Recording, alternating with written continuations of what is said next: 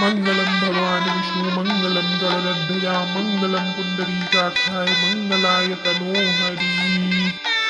वर वधू के गले में जयमाला पहनाएं। माँ, भैया भाभी आ गए। बहू आने की बहुत बहुत बधाई हो पार्वती बहन।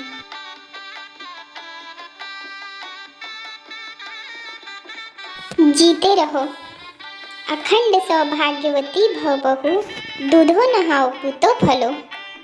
चलो भाभी। अच्छा, हम चलते हैं।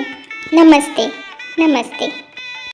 भाभी भाभी, मेरा नाम चंदन है और मेरा नाम आशा। अरे तू वहां क्यों खड़ा है? इधर आ इधर आ। ये है चेतन। नमस्ते नमस्ते। भाभी, हम आपसे कुछ पूछने आए हैं। पूछो। क्या आप हमें अच्छी अच्छी कहानियां सुनाएंगी? तुम्हारे भैया तुम्हें कहानियां सुनाते हैं? हाँ, तो फिर मैं भी सुनाऊंगी। लेकिन आप हमें मारेंगी तो नहीं? तुम्हारे भैया तुम्हें मारते हैं? नहीं, तो मैं भी नहीं मारूंगी। भाभी, आप सारे वही काम करेंगी जो भैया करते हैं, ऐसा क्यों? क्योंकि मैं तुम्हारे भैया की परछाई हूँ। आप परछाई कैसे हो सकती है? परछाई तो काली होती है, आप तो गोरी हैं। तुम ठीक कहती हो आशा। ये गोरी हैं, इसलिए इस घर की परछाई नहीं, इस घर की रोशनी है। अच्छा बच्चों, जाओ सो जाओ, भागो यहाँ से। सब बच्चे अपने बड़े भैया और भाभी से मिलकर चले जाते हैं। बड़े प्यारे बच्चे हैं, पर लगता है केतन से आपको बहुत लगाव है। हाँ गायत्री, दरअसल केतन हमारा सगा भाई नहीं है, मैं ही उसे ले आया था। केतन ये सब जानता है और वो ये नहीं चाहता कि उसे कभी याद भी आए कि वो अनाथ है। जिसके सर पे आप जैसे देवता का साया हो, वो अनाथ कैसे हो सकता है? नमस्ते पार्वती बहन। शेख जी, आप? आपने अपने बेटे की शादी चोरी चोरी कर ली, मुझे न्योता भी नहीं दिया, तो मैंने सोचा मैं खुद ही बधाई दे आऊं। धन्यवाद शेख जी। पार्वती बहन, धन्यवाद से काम थोड़ी चलेगा, आज तो मैं अपना धन लेके ही जाऊंगा। धीरे बोलिए शेख जी, बहू सुन लेगी। अरे तो सुनने दीजिए ना, बहू को भी तो पता लगे। जिस घर में वो बहू बन के आई है, उस घर की एक एक ईंट सेठ मुकुंदी लाल के कर्जे में डूबी हुई है। सेठ जी, हम कर्जदार जरूर हैं, मगर यकीन मानिए, पैसों की फिक्र आपसे ज्यादा हमें है। थोड़ी सी मोहलत और दीजिए, हम आपकी पाई पाई चुका देंगे। बस बस, बहुत दे चुका मोहलत में। तो हम भी मजबूर हैं सेठ जी, आप जो चाहे कीजिए। तो ये भी समझ लो रामराज, तुम्हारी सुहाग रात इस घर में नहीं, फुटपाथ पर होगी। हाँ। नहीं नहीं सेठ जी, ऐसा न कीजिए, मैं आपके हाथ जोड़ती हूँ, पाँव पड़ती हूँ। माँ जी, अगर पैर ही पड़ने हैं तो भगवान के पड़िए, जो सबकी सुनता है। ऐसे इंसान के पैर पड़ने से क्या फायदा, जिसका भगवान से पैसा है। ये लीजिए सेठ जी। गायत्री, ये क्या कर रही हो गायत्री? जब इस घर की मान मर्यादा ही नहीं रहेगी, तो मैं इन गहनों का क्या करूंगी? आप मुझे आज्ञा दीजिए। भैया रामराज मजबूरन कुछ नहीं बोल पाते हैं और वो सर नीचे को झुका लेते हैं। ये लीजिए सेठ जी, और अपना कर्ज चुकता कीजिए। वाह वाह वाह वाह, बहू तो ऐसी घर में कदम रखते ही सारा कर्जा चुकता कर दिया। पार्वती बहन, आप खूब खुशी से सगुन मनाओ, मंगल गाओ। राधे श्याम राधे श्याम। गहने लेकर सेठ मुकुंदी लाल वहां से चला जाता है।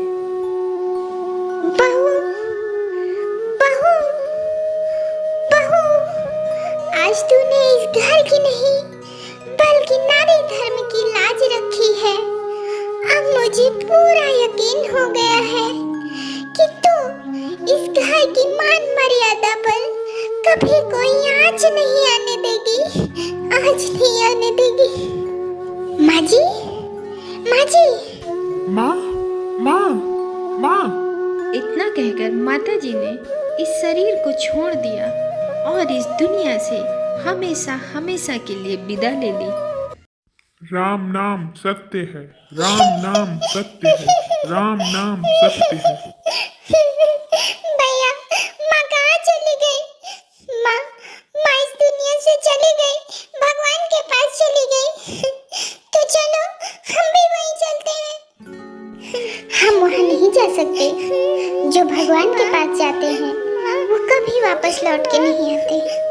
लेकिन भगवान तो सब कुछ कर सकता है। वो जिसको बुला लेता है, फिर वापस क्यों नहीं भेजता? मैं माँ के पास जाती हूँ।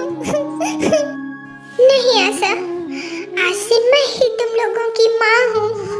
आओ मेरे बच्चों, आओ। गायत्री भाभी अपने पति के छोटे भाई बहनों का पालन पोषण अपने बच्चों की तरह करती हैं।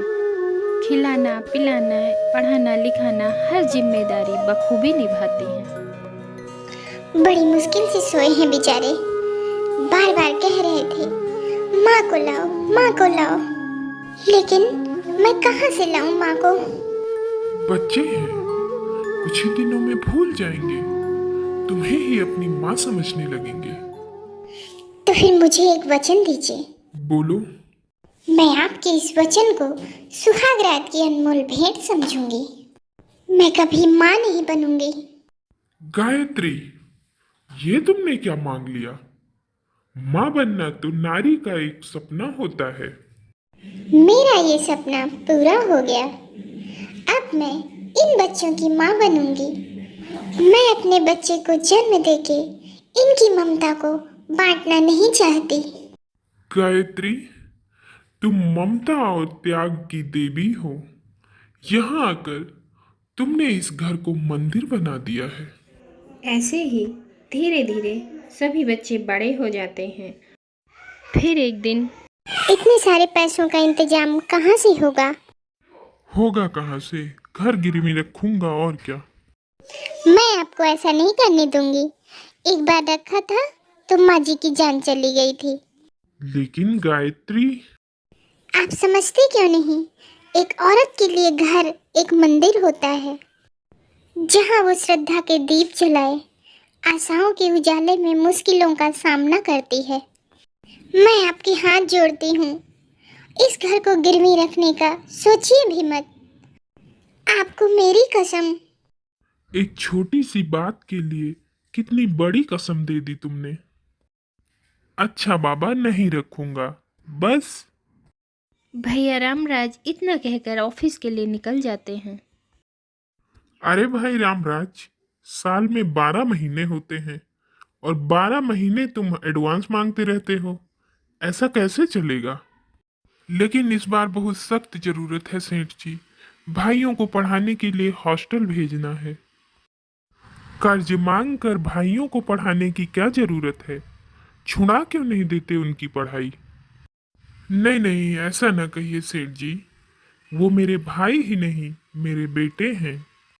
अपने भाइयों का भविष्य बनाने के लिए मुझे कर्ज तो क्या, अगर भीख भी मांगनी पड़ी तो मैं पीछे नहीं हटूंगा। ठीक है, ठीक है। लेकिन भाई रामराज, इस बार से मैं तुम्हारी तनख्वाह से 100 रुपए नहीं, इस बार से मैं तुम्हारी आधी तनख्वाह ही काटूंगा। बेशक आप आधी तनख्वाह काट दीजिए सेठ जी, लेकिन इस वक्त मेरी जरूरत पूरी कीजिए। तो जाओ और कैशियर से ले लो। जी धन्यवाद सेठ जी। इस तरह सेठ रामराज भैया को पैसे देने के लिए राजी हो जाता है। इधर चंदन और केतन की हॉस्टल जाने की तैयारी हो जाती है। जीते रहो बच्चों और कामयाब होकर वापस आओ। हाँ हाँ, ये तुम्हारे पैसे। भैया, हम जानते हैं कि आप हमें कितनी मुसीबतों से पढ़ा रहे हैं। आपकी आधी से ज्यादा कमाई तो हम दोनों पे खर्च हो जाती है। मेरी असली कमाई तो तुम लोग हो। तुम दोनों पढ़ लिख कर कुछ बन जाओगे तो मैं सोचूंगा मैंने सब कुछ पा लिया। भैया, हम आपके सपने को साकार करने में कोई कसर नहीं छोड़ेंगे। हमें तुमसे यही उम्मीद है बच्चों। ये रहा तुम दोनों के खाने पीने का सामान, और हॉस्टल में अपना ख्याल रखना। अच्छा भाभी। चंदन और केतन अपने बड़े भैया और भाभी का आशीर्वाद लेकर हॉस्टल के लिए निकल जाते हैं। ए आशा की बच्ची, तू रो क्यों रही है? अरे हमारे जाने के बाद ये झगड़ा किससे करेगी, इसीलिए रो रही है। तो ठीक है, हम नहीं जाते हैं। मैं जाने से थोड़ी रोकती हूँ। अगर रक्षाबंधन के लिए तुम दोनों नहीं आए तो? अरे क्यों नहीं आएंगे? अरे हम अपनी बहन से राखी बंधवाने सर के बल चल के आएंगे। चल चल, अब मुस्कुरा दे, चल चल चल। इतना कहकर चंदन और केतन घर से हॉस्टल के लिए निकल जाते हैं।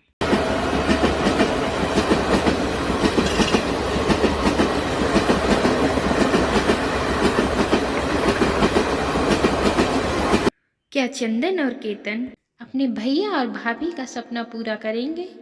जानने के लिए देखिए हमारी अगली वीडियो। फिर मिलते हैं आप लोगों से एक नई वीडियो के साथ। तब तक के लिए बाय बाय। हमारे चैनल को सब्सक्राइब करें, वीडियो को लाइक एंड शेयर करें। Thank you.